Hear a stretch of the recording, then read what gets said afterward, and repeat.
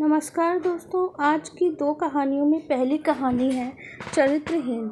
एक बार एक बुजुर्ग को उनके बातों से प्रभावित होकर एक औरत ने उन्हें अपने घर खाने का निमंत्रण दिया। बुजुर्ग निमंत्रण स्वीकार कर उस औरत के घर भोजन के लिए चल पड़े। रास्ते में जब लोगों ने उस औरत के साथ बुजुर्ग को देखा तो एक आदमी उनके पास आया और बोला, आप इस औरत के साथ कैसे? बुजुर्ग ने बताया कि इस औरत के निमंत्रण पर उसके घर भोजन के लिए जा रहे हैं। यह जानने के बाद उस व्यक्ति ने कहा, आप इस औरत के घर ना जाएं, आपकी अत्यंत बदनामी होगी क्योंकि यह औरत चरित्रहीन है। इसके बावजूद बुजुर्ग ना रुके। कुछ देर बाद यह बात जंगल में आग की तरह फैल गई। आनन फानन में गांव का मुखिया दौड़ता हुआ आ गया और बुजुर्ग से उस औरत के यहाँ ना जाने का अनुरोध करने लगा। विवाद होता देख बुजुर्ग ने सबको शांत रहने को कहा। फिर मुस्कुराते हुए मुखिया का एक हाथ अपने हाथ में कसकर पकड़ लिया और बोले, क्या तुम ताली बजा सकते हो? मुखिया बोला, एक हाथ से भला कैसे बजेगी ताली? इस पर बुजुर्ग मुस्कुराते हुए बोले, जैसे एक हाथ से ताली नहीं बज सकती तो अकेली औरत कैसे चरित्रहीन हो सकती है, जब तक कि एक पुरुष उसे चरित्रहीन बनने पर बाध्य ना करे। चरित्रहीन पुरुष ही एक औरत को चरित्रहीन बनाने का जिम्मेदार है। यह कैसी विडंबना है कि एक कथित पुरुष प्रधान समाज के अभिमान में यह पुरुष अपनी झूठी शान के लिए एक औरत को केवल अपने उपभोग की वस्तु भर समझता है और भूल जाता है जिस औरत को वह चरित्रहीन कह रहा है उसका जिम्मेदार वह स्वयं है।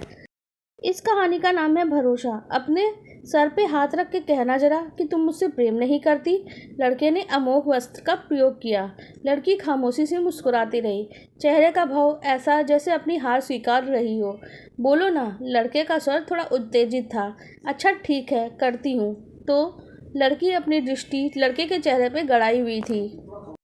तो की वजह से लड़का हड़बड़ा गया। अचानक से उसे कुछ उत्तर नहीं सूझा। खुद को संभाल के सोच सोच के बोलने लगा, देखो फैसला कठिन तो होगा, परंतु अगर हम सच्चा प्रेम करते हैं तो हर कठिनाई को मिलकर पार कर लेंगे। क्या तुम मेरा साथ दोगी? परंतु वो कठिन फैसला है क्या? लड़की के स्वर में जिज्ञासा थी। चलो हम भागकर शादी कर लें, लड़के ने तत्परता से कहा। लड़की जोर से खिलखिला पड़ी। बहुत देर तक हंसती रही। लड़का बुद्धि की तरह उसे देखे जा रहा था।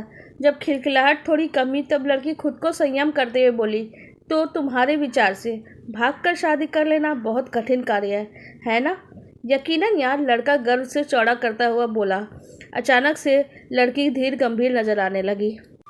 उसी गंभीरता से उसने पूछा, सुनना चाहते हो कि कठिन फैसले क्या होते हैं?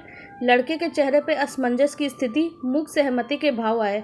सुनो मित्र, मैं जिस समाज से आती हूँ वहाँ इज्जत को दौलत के ऊपर तरजीह दी जाती है। मेरे गांव की 7 लड़कियाँ गांव से बाहर पढ़ते हुए भागकर शादी कर ली। बदले में लगभग 70 लड़कियों को उनके अभिभावक पढ़ने के लिए गाँव के बाहर नहीं जाने देते।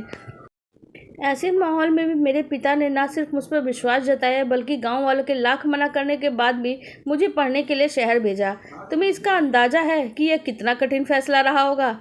लड़के की घिघी बंद गई। हकलाते हुए बस इतना ही कहा, तुम खुद पढ़ी लिखी समझदार लड़की हो, क्या तुम्हारी मर्जी की कोई अहमियत नहीं? समझदार हूँ, इसीलिए सब समझती हूँ। चंद पलों की उत्तेजना के लिए हृदय की सदियों का बोझ नहीं लेना चाहती मैं। और रही बात मर्जी की, तो मेरे बाप की मर्जी मेरी मर्जी। लड़की ने लड़के के प्रति उत्तर की प्रतीक्षा नहीं की, कंधे उचकाकर वहां से चल दी। जाते जाते पलट के लड़के को बोलते गई, हे, अगर मुझे पाना है तो मेरे पिता को जीतना हो। आप सभी से आग्रह है, किसी के प्रति आकर्षण मात्र से अपने माता पिता के मान सम्मान को ठोकर मारना है या समाज में उनकी प्रतिष्ठा को धूमिल करना उचित नहीं है। हो सकता है कि आपको और आपके प्रेमी या प्रेमिका को एक दूसरे में अपना जीवन साथी नजर आता हो, लेकिन उसके लिए किसी की प्रतिष्ठा, घर की मर्यादा को कलंकित करने का अधिकार नहीं मिल जाता है। हम सभी जहां पर रहते हैं, काम करते, दैनिक कार्यों के निष्पादन के लिए किसी भी संस्थान में या प्रतिष्ठान में जाते हैं तो वहां के नियम और एक मर्यादा के अनुसार हमें आचरण करना होता है और हमारा सामाजिक और सांस्कृतिक आचरण के अनुसार ही आपका जीवन साथी चुनना एक पारंपरिक प्रक्रिया है और परिवारजनों की सहमति से ही होता है ये सब कुछ। आप इसे मर्यादा में बनाए रखें। क्षण भर के आकर्षण या प्रेम के लिए इस मर्यादा को तोड़ना उचित नहीं है। धन्यवाद। आपको हमारी ये कहानी कैसी लगी कमेंट सेक्शन में जरूर बताइएगा।